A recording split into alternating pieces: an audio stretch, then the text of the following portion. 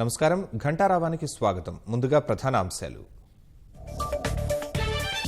UK నుంచి వచ్చిన వారిలో 6గురికి కొత్త స్ట్రెయిన్. సన్నిహితంగా మెలిగిన వారిని గుర్తించే పనిలో అధికారులు. అమెరికాలో నల్గొండ జిల్లా సాఫ్ట్వేర్ ఇంజనీర్ మృతి. కారులో మంటలు చెలరేగి సజీవ దహనం.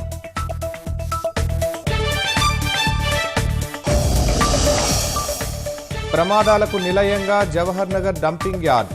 వ్యర్థాలు రోడ్డుపైకి రావడంతో జారిపడుతున్న చోదకులు.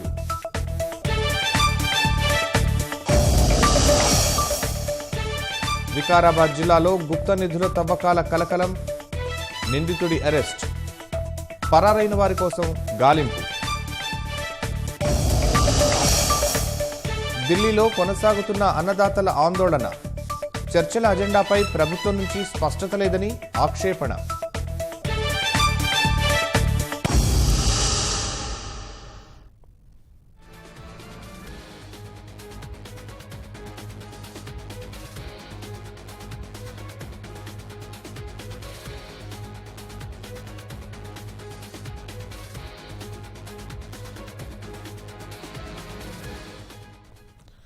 తమిళ సూపర్ స్టార్ రజనీకాంత్ సంచలన నిర్ణయం ప్రకటించారు. రాజకీయ పార్టీ పెట్టబోవట్లేదని వెల్లడించారు.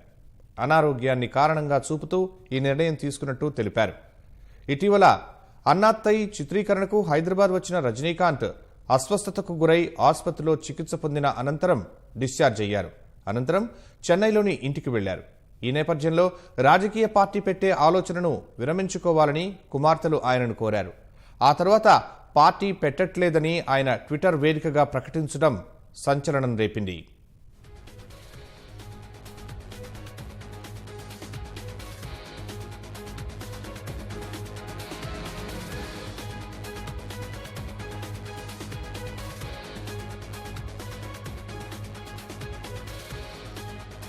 తమిళ సూపర్ స్టార్ రజనీకాంత్ సంచలన నిర్ణయం ప్రకటించారు. రాజకీయ పార్టీ పెట్టబోవట్లేదని వెల్లడించారు. అనారోగ్యాన్ని కారణంగా చూపుతూ ఈ నిర్ణయం తీసుకున్నట్టు తెలిపారు.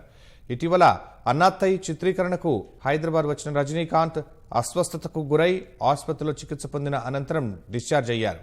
అనంతరం చెన్నైలోని ఇంటికి వెళ్లారు. ఈ నేపథ్యంలో రాజకీయ పార్టీ పెట్టే ఆలోచనను విరమించుకోవాలని కుమార్తెలు ఆయనను కోరారు. ఆ తర్వాత పార్టీ పెట్టట్లేదని ఆయన ట్విట్టర్ వేదికగా ప్రకటించడం సంచలనం రేపింది.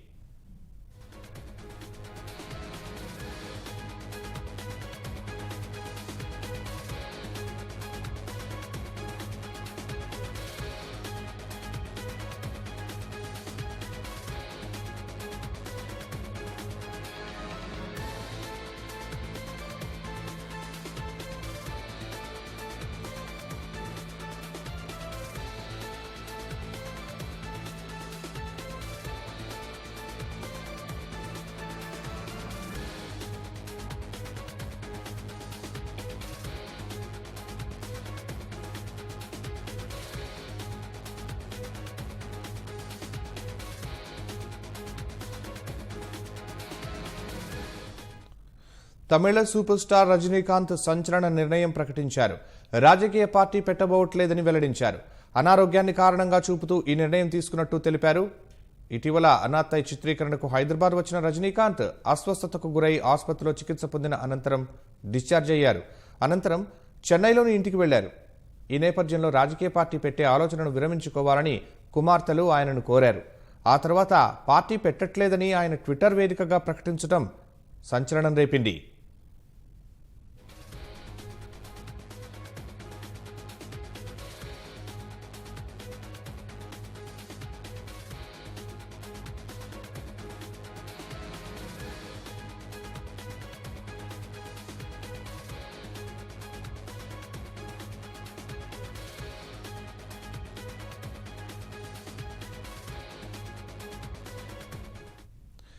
తమిళ సూపర్ స్టార్ రజనీకాంత్ సంచలన నిర్ణయం ప్రకటించారు.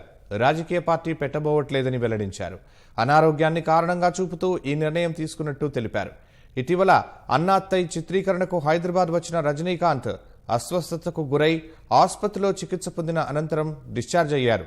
అనంతరం చెన్నైలోని ఇంటికి వెళ్లారు. ఈ నేపథ్యంలో రాజకీయ పార్టీ పెట్టే ఆలోచనను విరమించుకోవాలని కుమార్తెలు ఆయనను కోరారు. ఆ తర్వాత పార్టీ పెట్టట్లేదని ఆయన ట్విట్టర్ వేదికగా ప్రకటించడం సంచలనం రేపింది.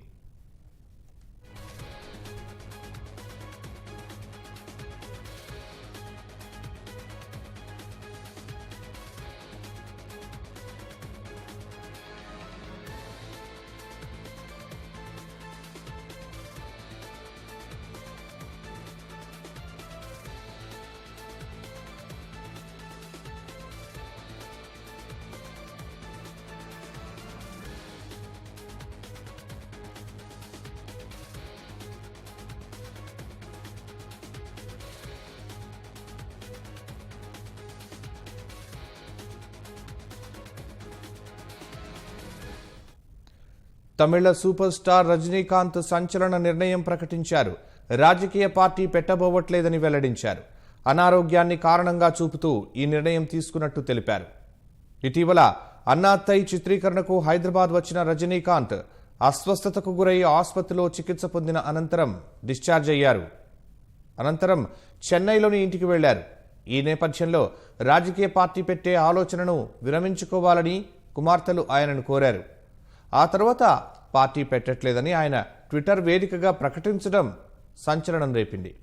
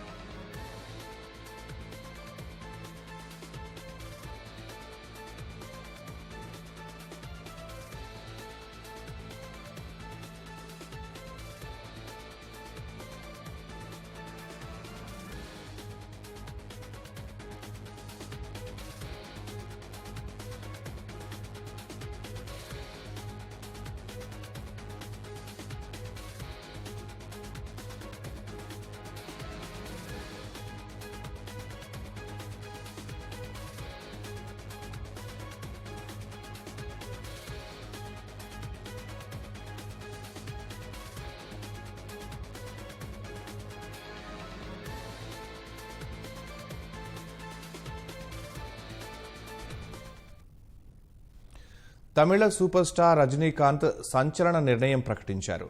రాజకీయ పార్టీ పెట్టబోవట్లేదని వెల్లడించారు. అనారోగ్యాన్ని కారణంగా చూపుతూ ఈ నిర్ణయం తీసుకున్నట్టు తెలిపారు. ఇటీవల అన్నాత్తై చిత్రీకరణకు హైదరాబాద్ వచ్చిన రజనీకాంత్ అస్వస్థతకు గురై ఆసుపత్రిలో చికిత్స పొందిన అనంతరం డిశ్చార్జ్ అయ్యారు. అనంతరం చెన్నైలోని ఇంటికి వెళ్లారు. ఈ నేపథ్యంలో రాజకీయ పార్టీ పెట్టే ఆలోచనను విరమించుకోవాలని కుమార్తెలు ఆయనను కోరారు. ఆ తర్వాత పార్టీ పెట్టట్లేదని ఆయన ట్విట్టర్ వేదికగా ప్రకటించడం సంచలనం రేపింది. అనారోగ్యం పార్టీ ఆలోచనను కాస్త వెనక్కి నెట్టిందని, తానెప్పుడు నిజం మాట్లాడడానికి వెనుకాడనని రజనీకాంత్ ప్రకటించారు.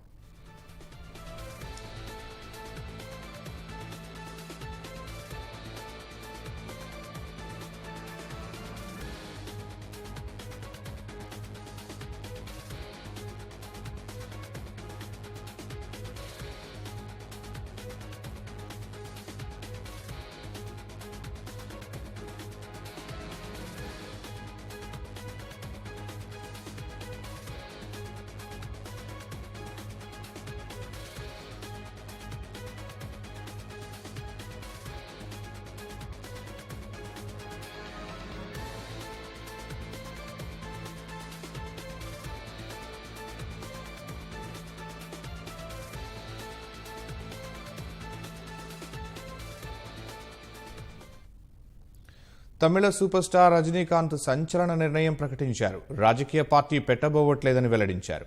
అనారోగ్యాన్ని కారణంగా చూపుతూ ఈ నిర్ణయం తీసుకున్నట్టు తెలిపారు. ఇటీవల అన్నాత్తై చిత్రీకరణకు హైదరాబాద్ వచ్చిన రజనీకాంత్ అస్వస్థతకు గురై ఆసుపత్రిలో చికిత్స పొందిన అనంతరం డిశ్చార్జ్ అయ్యారు. అనంతరం చెన్నైలోని ఇంటికి వెళ్లారు. ఈ నేపథ్యంలో రాజకీయ పార్టీ పెట్టే ఆలోచనను విరమించుకోవాలని కుమార్తెలు ఆయనను కోరారు. ఆ తర్వాత పార్టీ పెట్టట్లేదని ఆయన ట్విట్టర్ వేదికగా ప్రకటించడం సంచలనం రేపింది.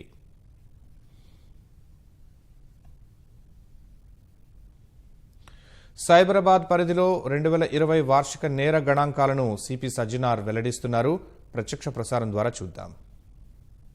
సైబరాబాద్ సెక్యూరిటీ కౌన్సిల్ కి, NGOs, media both print and electronic media friends కి బాగా సపోర్ట్ చేసేందుకు సైబరాబాద్ పోలీస్ తరఫు నుంచి మీరందరూ కూడా పేరుగా ధన్యవాదాలు తెలుపుతున్నాను. అదేవిధంగా మన police commissioners Hyderabad, Rachakonda 2 commissionerate ఆఫీసర్స్కి మన పోలీసింగ్ భాగంగా బాగా సపోర్ట్ చేసి కోఆర్డినేట్ చేసేందుకు వాళ్ళు కూడా నేను ధన్యవాదాలు తెలుపుతున్నాను. అదేవిధంగా సపోర్ట్ చేసిన జిహెచ్ఎంసి కమిషనర్ గారికి, టిఎస్ఐసి ఆఫీసర్స్కి, హెచ్ఎండిఏ, హెచ్జిసిఎల్ ఆఫీసర్స్కి, 3 కలెక్టరేట్స్కి, కలెక్టర్ గారికి, హైదరాబాద్, మేడ్చల్ అండ్ రంగారెడ్డి కలెక్టర్ గారికి, అదేవిధంగా సపోర్ట్ చేసిన మన స్టేట్ పోలీస్ ఆఫీసర్సు, మన additional DG, CID, TSSP battalions మేడంకి, ఎఫ్ఎస్ఎల్, ఇంటెలిజెన్సు, చీఫ్ ఆఫీస్లో పనిచేస్తున్న మన ఆఫీసర్స్ అందరూ కూడా నేను ధన్యవాదాలు తెలుపుతున్నాను. మన ఈ సంవత్సరము బయట చాలా ఆపరేషన్స్ చేయడం జరిగింది. బయట పోలీస్ ఆఫీసర్స్ కూడా ముఖ్యంగా మనకు మహారాష్ట్ర, ఉత్తరప్రదేశ్, బీహార్, జార్ఖండ్, హర్యానా, రాజస్థాన్, కర్ణాటక, తమిళనాడు అక్కడున్న ఆఫీసర్స్ కూడా బాగా సపోర్ట్ చేస్తున్నారు. వాళ్ళందరూ కూడా నేను ధన్యవాదాలు తెలుపుతున్నాను. ముఖ్యంగా ఈ సంవత్సరము అందరూ కూడా ఒక టెస్టింగ్ టైమ్స్, ఈ టెస్టింగ్ టైమ్స్లో మనకు మొదటిగా కోవిడ్ వచ్చింది, తర్వాత ఫ్లడ్స్ రావడం జరిగింది. దాని భాగంగా మనకు సపోర్ట్ చేసిన ఎన్జిఓస్కి, ముఖ్యంగా మన వాలంటీర్స్కి, మన రాబిన్హుడ్, యంగిస్తాన్, అక్షయ పాత్ర, ఎస్సీ వాలంటీర్స్కి, ఆఫీస్ బేరర్స్కి అందరూ కూడా నేను పేరుగా ధన్యవాదాలు తెలుపుతున్నాను. ముఖ్యంగా మనకు ప్లాస్మా డొనేషన్ కావచ్చు, ఫుడ్ అండ్ గ్రాసరీ డిస్ట్రిబ్యూషన్లో కావచ్చు, మన యానిమల్స్కి ఫుడ్ ఇవ్వడంలో కావచ్చు, ముఖ్యంగా అంతిమ సంస్కారం చేయడంలో ఎవరెవరు అంతిమ సంస్కారంలో పాల్గొన్న వాళ్ళందరూ కూడా నేను, వాలంటీర్స్ అందరూ కూడా నేను ధన్యవాదాలు తెలుపుతున్నాను. చాలా వేళ్లలో మెడికల్ ఎమర్జెన్సీ కూడా అటెండ్ చేసినారు. వాళ్ళందరూ కూడా నేను పేరుగా ధన్యవాదాలు తెలుపుతున్నాను. ఈ ఒక కోవిడ్ టైమ్స్లో మనకు బాగా హెల్ప్ చేసిన మొత్తం ఫిలిం ఇండస్ట్రీ కూడా నేను పేరుగా ధన్యవాదాలు తెలుపుతున్నాను. వాళ్ళు బాగా సపోర్ట్ చేసినారు. సాంగ్స్ కావచ్చు, పబ్లిసిటీ ఇవ్వడంలో కావచ్చు, బాగా సపోర్ట్ చేసినారు. వాళ్ళందరూ కూడా నేను పేరుగా ధన్యవాదాలు తెలుపుతున్నాను. ఈ సంవత్సరం మన టీం సైబరాబాద్ బాగా కృషి చేసింది, బాగా సపోర్ట్ చేసింది. వాళ్ళందరూ కూడా నేను టీం సైబరాబాద్ పోలీస్ ఆఫీషియల్స్ అందరూ కూడా నేను పేరుగా ధన్యవాదాలు తెలుపుతున్నాను. ఈ సంవత్సరం 2020 పీస్ఫుల్ ఇయర్. దాదాపు లా అండ్ ఆర్డర్ విషయంకి వస్తే ఎక్కడ కూడా అవాంఛనీయ సంఘటన జరగకుండా మన ఆఫీసర్స్ కృషి చేశారు. వాళ్ళందరూ కూడా నేను పేరుగా అభినందిస్తున్నాను. ముఖ్యంగా మొదటిగా జనవరిలో మనకు మున్సిపల్ ఎలక్షన్స్ రావడం జరిగింది. మన దగ్గర మొత్తం 14 మున్సిపాలిటీస్ ఉన్నాం. అక్కడ అన్ని చోట్ల కూడా మనము పీస్ఫుల్ ఎలక్షన్స్ కండక్ట్ చేయడం జరిగింది. తర్వాత డిసెంబర్లో మనకు జిహెచ్ఎంసీ ఎలక్షన్ రావడం జరిగింది. ఎటువంటి అవాంఛనీయ సంఘటన జరగకుండా ఎలక్షన్ కండక్ట్ చేయడం జరిగింది. మన ఆఫీసర్స్ బాగా చేశారు. అదేవిధంగా మన అందరికంటే ముందు కోవిడ్కు మనము ఫైట్ చేసింది మన సైబరాబాద్ పోలీసు. ఎందుకంటే మన దగ్గర ఇంటర్నేషనల్ ఎయిర్పోర్ట్ ఉంది. అక్కడ వచ్చే ప్రతి ఒక్క ప్యాసింజర్స్ని కూడా, టూరిస్ట్ కూడా స్క్రీన్ చేయడం జరిగింది. అక్కడి నుంచి మన పాత్రం స్టార్ట్ అయింది. అప్పుడు మనకు ఐటీ ఇండస్ట్రీ ప్లస్ అదేవిధంగా చాలామంది అనేక అపోహలు ఉండేది. అప్పుడు మన ఆఫీసర్స్ అందరు కూడా వాళ్ళందరితో కోఆర్డినేట్ చేసి బాగా కృషి చేశారు. మనకు ముఖ్యంగా ఎయిర్పోర్ట్లో మన డీసీపీ ప్రకాష్ రెడ్డి నేతృత్వంలో వచ్చిన ప్యాసింజర్స్ కావచ్చు, అక్కడ ఉన్న ఇమిగ్రేషన్ ఆఫీషియల్స్తోని కోఆర్డినేట్ చేసి ఎవరు కూడా ఇబ్బంది కాకుండా బందోబస్తు ప్లాన్ చేయడం జరిగింది. తర్వాత గెస్ట్ వర్కర్స్ కావచ్చు, ప్లస్ అదేవిధంగా ఎవరెవరికి అవసరం ఉన్న వాళ్ళందరూ కూడా మన సైబరాబాద్ పోలీసు చాలా హెల్ప్ చేయడం జరిగింది. సో అదేవిధంగా మన క్రైమ్ ట్రెండ్స్కి వస్తే ఈ సంవత్సరము 6.65% ఇంక్రీజ్ కావడం జరిగింది మన క్రైమ్. మన ఐపీసీ ప్లస్ స్పెషల్ లోకల్ లాస్లో ప్లస్ అదర్ ఐపీసీ కేసెస్లో పోయిన సంవత్సరము 23,320 కేసెస్ రిజిస్టర్ కావడం జరిగితే ఈసారి 24,868 కేసెస్ రిజిస్టర్ కావడం జరిగింది. సో దాదాపు 6.65% క్రైమ్ ఇంక్రీజ్ కావడం జరిగింది. అదేవిధంగా స్పెసిఫిక్ వస్తే మన ఐపీసీ ప్లస్ స్పెషల్ లోకల్ లాస్లో దాదాపు 9.93% ఇంక్రీజ్ కావడం జరిగింది. పోయిన సంవత్సరము 17,378 17,378 కేసెస్ రిజిస్టర్ అయితే ఈసారి 19,104 కేసెస్ రిజిస్టర్ కావడం జరిగింది. బాడీలీ కేసెస్లో మనకు చాలా తగ్గింది. 8.3% కేసెస్ తగ్గడం జరిగింది. 2019లో 2,463 కేసెస్ రిజిస్టర్ అయితే ఈసారి 2,257 కేసెస్ రిజిస్టర్ కావడం జరిగింది. ఈ ప్రాపర్టీ క్రైమ్కి వస్తే 12% రిడక్షన్ కావడం జరిగింది. పోయిన సంవత్సరము 2,762 కేసెస్ రిజిస్టర్ అయితే ఈసారి 2,329 కేసెస్ రిజిస్టర్ కావడం జరిగింది. ఫ్యాటల్ రోడ్ యాక్సిడెంట్స్ బాగా తగ్గింది. దాదాపు 22.7% రిడక్షన్ కావడం జరిగింది. పోయిన సంవత్సరం మొత్తము 809 మంది చనిపోవడం జరిగితే ఈసారి 625 మంది రోడ్ యాక్సిడెంట్లో చనిపోవడం జరిగింది. ముఖ్యంగా చాలా కేసెస్ మానవ తప్పిదాల వల్ల జరిగింది. హ్యూమన్ ఎర్రర్ వల్లనే ఇవి జరిగినావు. మనకు డ్రంక్ అండ్ డ్రైవింగ్ వల్ల దాదాపు 144 కేసెస్ డెత్స్ కావడం జరిగింది. డ్రైవింగ్ లైసెన్స్ లేని వల్ల 67 కేసెస్లో డెత్ కావడం జరిగింది. ఓవర్ స్పీడింగ్ వల్ల 181 కేసెస్ డెత్స్ కావడం జరిగింది. ఇంకా క్రైమ్ అగేన్స్ట్ ఉమెన్కి వస్తే 18.66% రిడక్షన్ కావడం జరిగింది. పోయిన సంవత్సరం 2,830 కేసెస్ రిజిస్టర్ అయితే ఈసారి 2,302 కేసెస్ రిజిస్టర్ కావడం జరిగింది. ఇంకా పిల్లల విషయంకి వస్తే ఈ సంవత్సరం 12.24% రిడక్షన్ కావడం జరిగింది. పోయిన సంవత్సరము 637 కేసెస్ రిజిస్టర్ అయితే ఈసారి 559 కేసెస్ రిజిస్టర్ కావడం జరిగింది. సైబర్ క్రైమ్స్లో చాలా ఇంక్రీజ్ కావడం జరిగింది. దాదాపు 135% ఇంక్రీజ్ కావడం జరిగింది. పోయిన సంవత్సరము 477 కేసెస్ రిజిస్టర్ అయితే ఈసారి 1,119 కేసెస్ రిజిస్టర్ కావడం జరిగింది. దాదాపు 135% ఇంక్రీజ్ ఉంది. సో అదేవిధంగా ఎకనామిక్ అఫెన్సెస్లో 42% ఇంక్రీజ్ ఉంది. ఈ సంవత్సరము 840 కేసెస్ రిజిస్టర్ అయితే పోయిన సంవత్సరం ఈసారి 1,448 కేసెస్ రిజిస్టర్ కావడం జరిగింది. అదేవిధంగా వీకర్ సెక్షన్స్ క్రైమ్లో కూడా దాదాపు 7.5% తగ్గింది. పోయిన సంవత్సరం 213 కేసెస్ రిజిస్టర్ అయితే ఈసారి 197 కేసెస్ రిజిస్టర్ కావడం జరిగింది. ఇంకా స్పెసిఫిక్ హెడ్స్కి వస్తే మనము విజిబుల్ పోలీసింగ్ చేయడం వల్ల, మన బీడ్ సిస్టమ్ని ప్రాక్షాళన చేయడం వల్ల, మన ప్యాట్రోలింగ్ సిస్టము బ్లూ కోడ్స్ని బాగా మన వాళ్ళు చేయడంతో బాగా పనిచేయడంతో దాదాపు 20% రిడక్షన్ కావడం జరిగింది. పోయిన సంవత్సరము 1687 కేసెస్ రిజిస్టర్ అయితే ఈసారి పోయిన సంవత్సరం 2074 కేసెస్ రిజిస్టర్ అయితే ఈసారి 1687 కేసెస్ రిజిస్టర్ కావడం జరిగింది. దాదాపు 20% తగ్గుముఖ పట్టింది. అదేవిధంగా కల్పిబల్ హోమిసైడ్లో ఈ సంవత్సరం బాగా పెరిగింది. దాదాపు పోయిన సంవత్సరం 13 కేసెస్ రిజిస్టర్ చేస్తే ఈసారి 56 కేసెస్ రిజిస్టర్ కావడం జరిగింది. ముఖ్యంగా ఎక్కడెక్కడ మన యాక్సిడెంట్ జరుగుతున్నావు చాలా సిస్టమేటిక్గా మనం ఇన్వెస్టిగేషన్ చేయడం జరుగుతుంది. రోడ్ యాక్సిడెంట్ పైన ముఖ్యంగా మనం యాక్టివ్ మెజర్స్ తీసుకోవడం వల్ల ఈసారి బాగా పెరిగింది. మనం అన్నీ కూడా ఎక్కడెక్కడ తాగి బండి నడిపి యాక్సిడెంట్ చేస్తున్నారు లేదా డ్రైవింగ్ లైసెన్స్ లేకుండా యాక్సిడెంట్ చేస్తే వాళ్ళందరిపైన 304 Part 2 కేసు పెట్టడం జరిగింది. ఇట్లా దాదాపు 56 కేసెస్ రిజిస్టర్ చేయడం జరిగింది. అదేవిధంగా చీటింగ్లో కూడా బాగా పెరిగింది. 20% ఇంక్రీజ్ కావడం జరిగింది. పోయిన సంవత్సరము 2,054 కేసెస్ రిజిస్టర్ అయితే ఈసారి 2,535 కేసెస్ రిజిస్టర్ కావడం జరిగింది.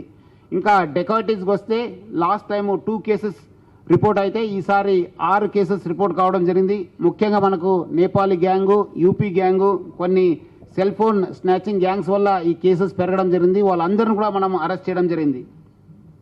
ఇంకా దాదాపు అన్ని హెడ్స్లో రాబరీస్ కావచ్చు, హౌస్ బర్గ్లరీస్ కావచ్చు, మర్డర్స్ కావచ్చు, రైటింగ్స్ కావచ్చు, కిడ్నాపింగ్స్ కావచ్చు, రేప్ కేసు కావచ్చు, ఫ్యాటల్ రోడ్ యాక్సిడెంట్స్ కావచ్చు, అన్ని చోట్ల కూడా తగ్గుముఖ పట్టింది క్రైమ్. ఇంకా ప్రాపర్టీ లాస్ట్ సైబరాబాద్ ఏరియాలో లాస్ట్ ఇయర్ మొత్తం ఈ సంవత్సరము 15,31,00,000 లాస్ అయితే దాదాపు 9,23,00,000 రూపాయలు రికవర్ కావడం జరిగింది. దాదాపు 60% రికవరీ ఉంది. సో ముఖ్యంగా మనము ఒకసారి క్రైమ్ అనాలిసిస్ చేస్తే మనము కేసు పెరగడం జరిగింది, క్రైమ్ పెరగడం జరిగింది 6.65%. ముఖ్యంగా మనకున్న ట్రాన్స్పరెన్సీ, పోలీస్ ఫంక్షన్లో ఉన్న ట్రాన్స్పరెన్సీ వల్ల ఈ కేసు పెరగడం జరిగింది. ముఖ్యంగా అప్రోచబిలిటీ, మన వాళ్ళు ఎక్కడెళ్ళినా ఏ కేసు వచ్చినా చిన్నదా పెద్దదా చూడకుండా అన్ని కేసెస్లో ఎఫ్ఐఆర్ రిజిస్టర్ చేయడం జరుగుతుంది. అదేవిధంగా పబ్లిక్లు కూడా మన పైన విశ్వాసం పెరిగింది. పోలీస్ స్టేషన్కి వెళ్తే న్యాయం జరుగుతుంది, కేసెస్ ఇన్వెస్టిగేషన్ చేస్తారని చెప్పి చాలా దృఢమైన విశ్వాసం పెరగడంతో కూడా మన కేసెస్ పెరగడం జరిగింది. అదేవిధంగా మన పీపుల్స్ ఫ్రెండ్లీ అప్రోచ్తో కూడా మనకు బాగా కేసెస్ పెరగడం జరిగింది. చిన్నదైనా పెద్దదైనా మన వాళ్ళు అన్ని కేసెస్ని ఎఫ్ఐఆర్ రిజిస్టర్ చేసి లాజికల్ ఎండ్కి తీసుకువెళ్ళడం జరుగుతుంది. అదేవిధంగా కన్విక్షన్స్కి వస్తే మనం ఒక సపరేట్ విభాగం పెట్టేసి మన అడిషనల్ డీసీపీ ఇందిరా నేతృత్వంలో కోర్ట్ మానిటరింగ్ సెల్ పెట్టడం జరిగింది. దాదాపు ఈ సంవత్సరము 42 కన్విక్షన్స్ అయినాం, దాంట్లో 6 లైఫ్ కన్విక్షన్స్ ఉన్నాం. సో దాదాపు 56% కన్విక్షన్ రేట్ ఉంది మన సైబరాబాద్ ఏరియాలో. ఇంకా మనము క్రైమ్ ప్రివెన్షన్ పైన మన ఆఫీసర్స్ బాగా ఫోకస్ చేశారు. మనం ఈ సంవత్సరము మొత్తం 1521 పర్సన్స్ని బౌండ్ ఓవర్ చేయడం జరిగింది. కొత్త హిస్టరీ షీట్స్, ఎక్కడెక్కడ నేరం జరుగుతుంది, నేరస్తులు ఎవరైనా కావచ్చు, ప్రాపర్టీ అఫెన్స్లో కావచ్చు, క్రైమ్ అగేన్స్ట్ ఉమెన్, సైబర్ క్రైమ్స్లో దాదాపు కొత్త 209 హిస్టరీ షీట్స్ని ఓపెన్ చేయడం జరిగింది. మన వాళ్ళు కాకపోయినా వేరే డిస్టిక్లో ఉంటారు, వేరే స్టేట్లో ఉంటారు, వాళ్ళు దాదాపు 379 హిస్టరీ షీట్స్ని వేరే యూనిట్స్ కూడా మనం ఓపెన్ చేసి వాళ్ళపైన నిఘా పెట్టడానికి ట్రాన్స్ఫర్ చేయడం జరిగింది. 83 పర్సన్స్ పైన పీడీ యాక్ట్ కూడా ఇన్వోక్ చేయడం జరిగింది. ఇంకా మనము ఎంఓ క్రిమినల్స్ పైన చాలా క్లోజ్ నిఘా పెట్టడం జరిగింది, క్లోజ్ సర్వేలెన్స్ పెట్టాను. మన దగ్గర మొత్తము 898 పర్సన్స్ పైన మనము షీట్స్ ఓపెన్ చేసి మనము వాళ్ళు క్రైమ్ అగేన్స్ట్ ఉమెన్ కావచ్చు, మన మర్డర్లో ఇన్వాల్వ్ కావచ్చు, అటెంప్ట్ టు మర్డర్స్లో ఇన్వాల్వ్ కావచ్చు, సైబర్ క్రైమ్లో ఇన్వాల్వ్ వాళ్ళపైన కూడా మనము చాలా గట్టి నిఘా ఏర్పాటు చేయడం జరిగింది. మొత్తము 1314 మంది ప్రాపర్టీ ఆఫీసులో ఉన్న వాళ్ళు ఉన్నారు, వాళ్ళపైన కూడా నిఘా పెంచడం జరిగింది. ఈ సంవత్సరం మొత్తము మనం సీసీటీవీకి వస్తే దాదాపు 16,761 సీసీటీవీస్ ఏర్పాటు చేయడం జరిగింది. ప్రజల సహకారంతో 2,392 కమ్యూనిటీ సీసీటీవీస్ ఏర్పాటు చేయడం జరిగింది. నేను సైతం కింద 14,369 సీసీటీవీస్ ఏర్పాటు చేయడం జరిగింది. సో వికారాబాద్ జిల్లాలో గుప్త నిధుల తవ్వకాల కలకలం రేగింది. దోమ మండలం గుముడాల గుప్త నిధులు ఉన్నాయంటూ ఓ రైతు పొలంలో తవ్వకాలు జరుపుతుండగా గ్రామస్తులు ఒకరిని పట్టుకుని పోలీసులకు అప్పగించారు. తవ్వకాల్లో బంగారు వినాయకుని విగ్రహంతో పాటు మరికొన్ని నగలు బయటపడ్డాయని స్థానికులు అనుమానిస్తున్నారు. కోస్గి మండలం పోతిరెడ్డిపల్లికి చెందిన పిట్టల మల్లయ్యకు గుముడాల పరిధిలో భూములు ఉన్నాయి. ఆ పొలంలో గుప్త నిధులు ఉన్నాయని భావించిన రైతు హైదరాబాద్ నుంచి కొంతమందిని తీసుకొచ్చి తవ్వకాలు చేపట్టారు. గ్రామస్తుల సమాచారంతో ఘటనా స్థలానికి చేరుకున్న పోలీసులు నిందితుడిని అదుపులోకి తీసుకున్నారు. మిగతా వాళ్లు పరారీలో ఉండగా కేసు నమోదు చేసుకుని దర్యాప్తు చేస్తున్నారు. సికింద్రాబాద్ జవహర్ నగర్ డంపింగ్ యార్డు వద్ద వరుస రోడ్డు ప్రమాదాలు జరుగుతున్నాయి. రసాయనాలు రోడ్డుపైకి రావడంతో వాహనదారులు జారిపడుతున్నారు. కార్లు సైతం రోడ్డు మీద నుంచి జారిపోయి ప్రమాదాలకు గురవుతున్నాయి.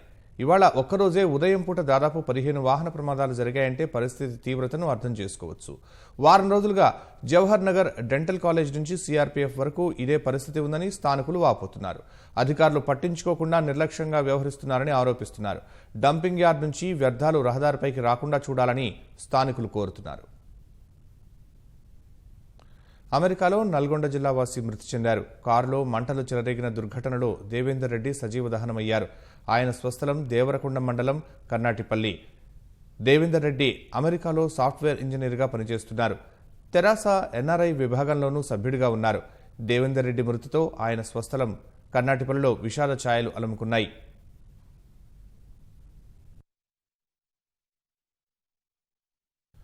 ఎన్ఆర్ఐ దేవేందర్ రెడ్డి మృతితో నల్గొండ జిల్లా దేవరకొండ మండలం కర్నాటిపల్లిలో విషాద ఛాయలు అలుముకున్నాయి.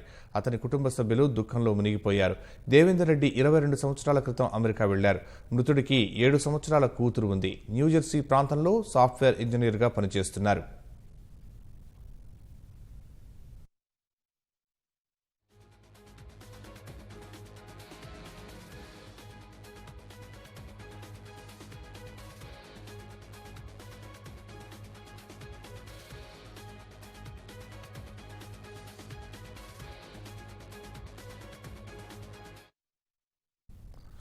వ్యవసాయ చట్టాలను వ్యతిరేకిస్తూ ఢిల్లీ సరిహద్దుల్లో రైతులు చేస్తున్న ఆందోళన 34వ రోజుకు చేరింది.